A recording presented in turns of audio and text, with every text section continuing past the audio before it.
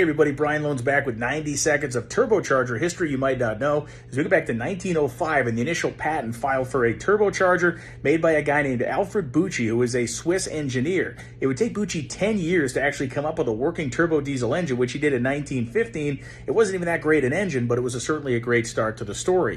In 1916, a man named Auguste Hotrods, who was a French engineer, patented his design for a turbo supercharger.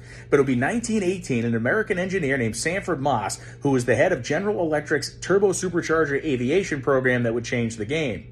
Moss needed to test his design for this turbo supercharger, but he didn't want to put it on a plane because it was too dangerous. If it failed, the plane could crash. So his solution was brilliant. He took a Liberty V-12 aircraft engine, put it on the back of a Packard truck, and drove it to the top of Pikes Peak.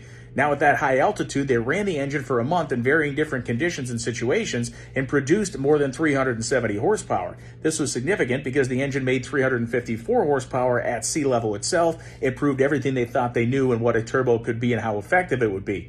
They would, of course, play a huge role in World War II, powering many aircraft to victories and helping the Allies win the war. They'd be adopted in heavy trucks, race cars, and now the whole world is turbocharged. But what about the name? Why is it called a turbocharger? Well, because it is a supercharger with a turbine driving the supercharger itself. That is the turbo part. And yes, it was called a turbo supercharger to start. The super part was dropped, and we all know them as turbochargers now. And that is the early history of turbo.